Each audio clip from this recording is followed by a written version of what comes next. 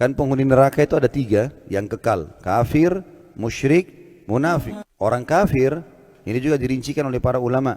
Ada kafir secara global, seperti ateis sama komunis yang yakin tidak ada Tuhan, itu namanya kafir secara mutlak, sudah global dia. Ada kafir secara rinci, artinya secara substansial seperti ahli kitab.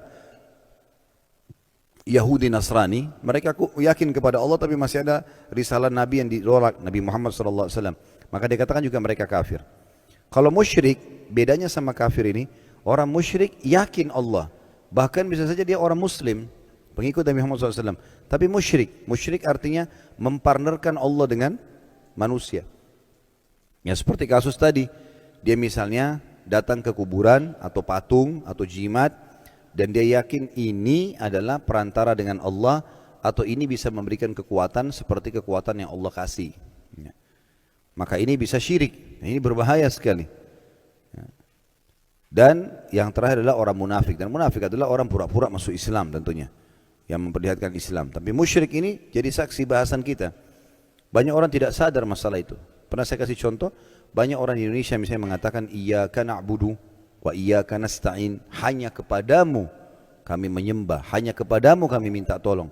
Habis sholat pergi kuburan sebelah masjidnya, minta-minta sama kuburan tersebut. Baik, mana komitmen kita? Mana komitmen kita? Dan sudah pernah saya ingatkan juga, waktu Nabi Muhammad SAW meninggal, karena semua nabi-nabi itu dikubur di mana mereka meninggal, maka dikuburlah di kamarnya Aisyah radhiyallahu anha. Dan Aisyah masih hidup 30 tahun sekian setelah Nabi SAW meninggal. Karena Aisyah masih hidup sampai di zaman Ali bin Abi Thalib. Ya. Khulafaur Rasyidin ini semua dihidup, dan di Nabi SAW meninggal tahun 11, zaman Abu Bakar, zaman Umar, zaman Uthman, zaman Ali. 4 khalifah ini Aisyah masih hidup. Tidak pernah ada satu riwayat pun Aisyah buka rumahnya baru bilang, ini kuburan Rasulullah, ambillah tanahnya, berdoalah di sini, minta tolonglah dengan ini. Tidak ada sama sekali. Kalau ada pasti dinukil kepada kita, dan pasti sahabat buat. Ini tidak ada sama sekali.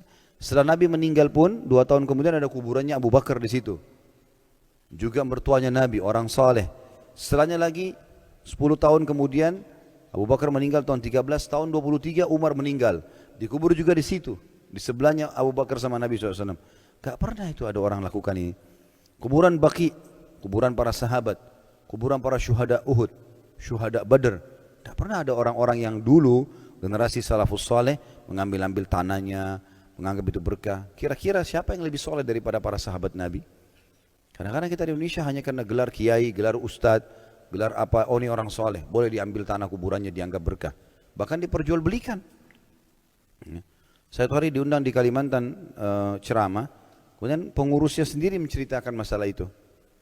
Kalau di sini ada orang, kuburan dianggap orang soleh, tanahnya hampir tiap hari didatangkan, diisi lagi, kemudian dijual 1 genggam 75.000, dianggap itu bisa memberikan berkah atau apa saja. Tanah gitu. Jadi kadang-kadang ada orang subhanallah hanya untuk memikirkan mendapatkan duit, uang, materi dunia, dia enggak mau pusing orang syirik atau enggak. Ini kan enggak boleh, haram. Gitu kan? Enggak boleh. Nabi Muhammad SAW sudah ajarkan kita. Kepada Ibnu Abbas punya sendiri, hai anak kecil, kalau kau minta tolong hanya minta kepada Allah. Kalau kau punya hajat hanya sampaikan kepada Allah. Ketahuilah, kalau satu kaum ingin menyusahkanmu, tidak akan tertimpa kecuali yang sudah Allah catatkan.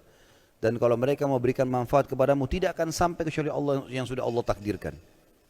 Jadi keputusan sudah sangat jelas berhubungan dengan masalah itu. Maka tidak boleh. Ya.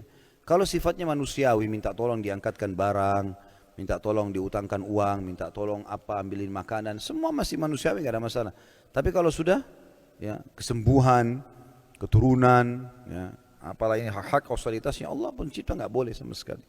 Apalagi kalau minta-minta sama benda mati. Makanya para sahabat ridwanullahi alaihim pun kalau sendal mereka putus, mereka mengangkat tangan ke langit mengatakan, ya Allah sendal saya putus, gantikanlah. Ya, seperti itu. Dan ini subhanallah banyak kesyirikan terjadi. Kalau kita lihat ujung-ujungnya masalah duit. Ada orang tidak mau bekerja, mau enak-enak saja, cari duit dari masalah-masalah seperti ini. Akhirnya terjadilah pelanggaran-pelanggaran agama yang besar. Ibnu Qayyim rahimahullah mengatakan, lanjutan bahasan kita, banyak kalangan salaf yang berkata, setelah mereka meninggal orang-orang pun sering mendatangi kuburan mereka, lalu membuat patung-patung mereka. Kemudian setelah masa demi masa berlalu, akhirnya disembahlah patung-patung tersebut. Ini maksudnya penjabaran daripada tafsir tadi Al-Quran itu, ayat sebelumnya yang sudah kita baca. Tadi kita sedang membahas tafsir surah Nuh ayat 23. Ya. Jadi awal-awalnya dibuat patung-patung, sampai akhirnya di kuburannya mulai dibuat patungnya, dengan alasan syaitan bisikan supaya tidak lupa mukanya. Ya. Lalu kemudian mulailah berjalan waktu, lama-lama orang jadi sembah. Ya, sembah itu berarti, sembah artinya kalau kita bilang iyyaka na'budu, hanya kepadamu kami menyembah. Sembah itu tunduk, patuh, cinta, ya. Itu semua makna-makna sembah. Jadi akhirnya berlebihan pada benda-benda mati.